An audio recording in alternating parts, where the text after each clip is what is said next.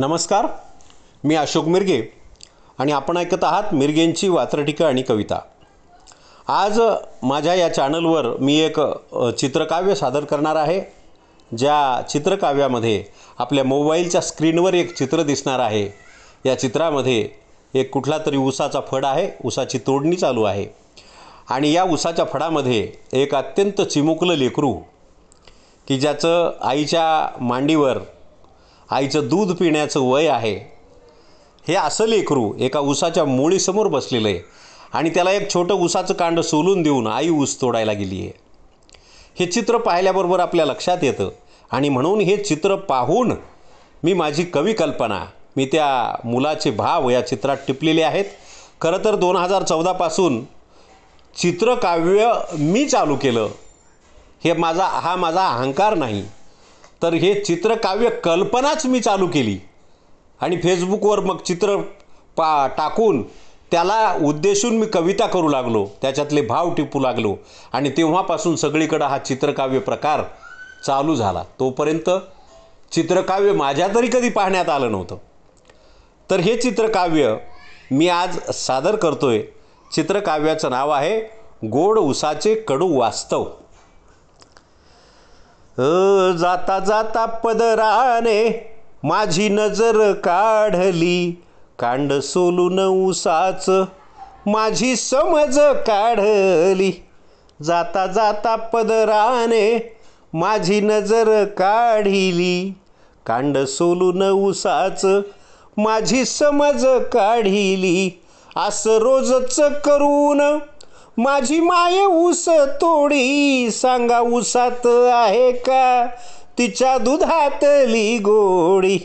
दोष कुणाला द्यायचा माझे फुटके नशीब, माय असून मिळेना तिच्या पदराची ऊब। दोष कुणाला द्यायचा माझे फुटके नशीब, माय असून मिळेना तिच्या पदराची ऊब। गावाकडे आजीपाशी घरी ठेविले ताईला, आठवण येते तिची रोज सांगतो आईला। गावाकडे आजीपाशी घरी ठेविले ताईला, आठवण येता तिची रोज सांगतो आईला।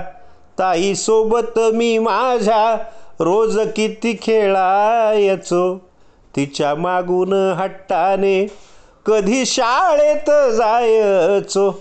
जाता जाता पदराने माझी नजर काढली, कांड सोलून ऊसाचं माझी समज काढली। आता खेळणंही माझं ऊसातच हरपलं, पोटासाठी दोघांचंही बालपण करपलं। आता खेळणंही माझं ऊसातच हरपलं, पोटासाठी दोघांचंही बालपण करपलं। जाता जाता पदराने माझी नजर काढली, कांड सोलून आईने माझी समज काढली। सारे समजते पण मला बोलता येईना, कसे गाठावे आईला मला चालता येईना। घसा कोरडा पडला आता किती वेळ रडू, घसा कोरडा पडला आता किती वेळ रडू।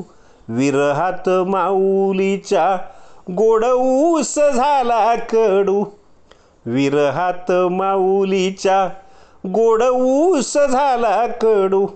जाता जाता पदराने माझी नजर काढली, कांड सोलून ऊसाचं माझी समज काढली। धन्यवाद। हे चित्रकाव्य आपल्या मनाला नक्कीच स्पर्शून जाईल असा मला विश्वास आहे। आवडलं तर लाईक करा, शेअर करा, कमेंट करा आणि होय, चॅनल सबस्क्राईब केलं नसेल तर अजूनही सबस्क्राईब करा।